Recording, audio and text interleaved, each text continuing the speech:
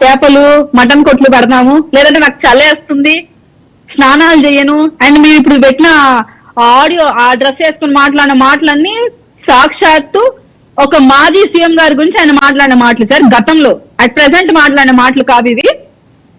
అంటే ఈయన నిస్సిగ్గుగా ఈయన ఎందుకు పోయాడో, ఎందుకు పోలేకపోయాడో చెప్పుకోలేక ఒక పెద్ద మనిషిని ఆయన క్రిటిసైజ్ చేస్తున్న విధానం. ఒక యంగ్స్టర్ గా నిన్ను అటువంటి శాఖకి మినిస్టర్ గా పెడితే నువ్వెంత నిబద్ధతగా పనిచేయాలి సార్. నిన్ను నమ్మి ఎంతమంది యువత ఆశలు పెట్టుకొని ఉంటారు.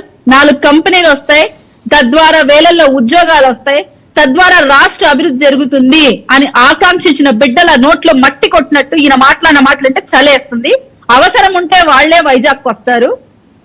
ఇంత ఇర్రెస్పాన్సిబుల్ గా మాట్లాడిన మినిస్టర్ అయినా ఆయన అమర్నాథ్ గారికి ఇప్పుడు మాట్లాడే అర్హత ఉందంటారా?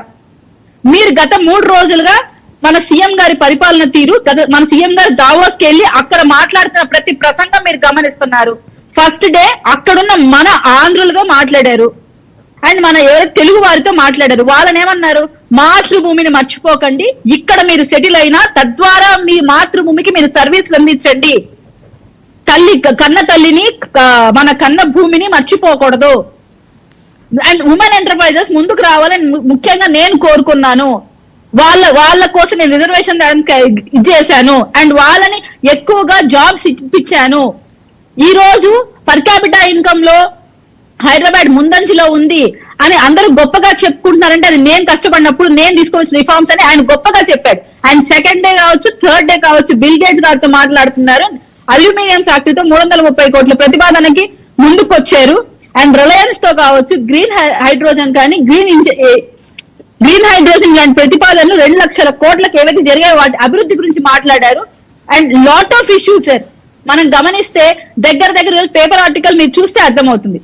సో ఆయన ఈ ఏజ్ లో కూడా రాష్ట్రాన్ని ముందంజలో పెట్టాలి. మనం టార్గెట్ అయితే పెట్టుకున్నామో 2047 కి మన అభివృద్ధి జరగాలి, ఇండియా టాప్ లో ఉండాలి అని ఆకాంక్షిస్తున్న వ్యక్తి. సో ఇటువంటి ఇర్రెస్పాన్సిబుల్ పర్సన్స్ కూర్చొని ఇక్కడ మాట్లాడతారు అంటే వాళ్ళకి ఆ రైట్ కూడా లేదంట. ఎందుకంటే గత ఐటీ మినిస్టర్ ఏం తెచ్చాడో ఆయన చెప్పగలగాలి. Right, okay. ఏంటండి ఇంత ఇర్రెస్పాన్సిబుల్ గా మాట్లాడుతున్నారట?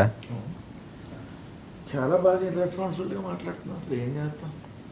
బాగున్నారు వర్మ గారు, మీకు ప్యానెల్లో ఉన్న అందరికీ అట్లానే 99 టీవీ ప్రేక్షకులందరూ నమస్కారాలు.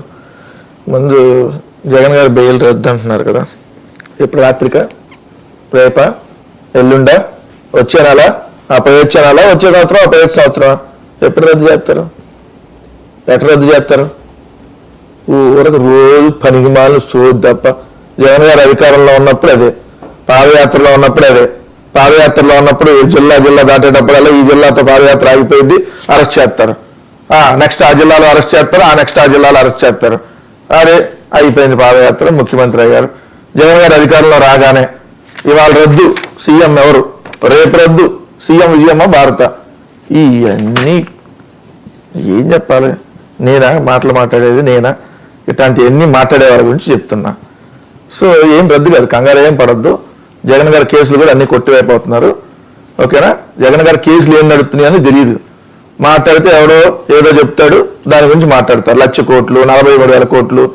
ఇదే జేడీ లక్ష్మీనారాయణ గారు ఒకసారి పిలిచి మళ్ళీ ఇంటర్వ్యూ అడగండి వర్మ గారు, ఏం కేసులకు సంబంధించో చెప్తాడు. 1,350 కోట్ల రూపాయలు జగన్మోహన్ రెడ్డి గారి కంపెనీలో పెట్టుబడులు పెట్టిన దానికి సంబంధించి పిట్పోకో జరిగిందనే దాని మీద కేసు. అంటే ఆయన ముఖ్యమంత్రిగా, వాళ్ళ తండ్రి ముఖ్యమంత్రిగా ఉన్నారు కాబట్టి కొడుకు కంపెనీల్లో ఎవరో పెట్టుబడులు పెట్టినప్పుడు ఈ పెట్టుబడులు ఏదో ఆశించి పెట్టారనే దాని మీద 1,350 కోట్ల పెట్టుబడులకు సంబంధించిన అంశం. నా పెట్టి అక్రమ కేసులు కొట్టేయమని ఏదైతే చేశారో దాని మీద నడుస్తుంది విచారణ. ఎవరికైతే తెలియని కుహానా మేధాలు తెలుసుకోవాలి. రెండో పాయింట్ వచ్చేటప్పటికి పెట్టుబడులు.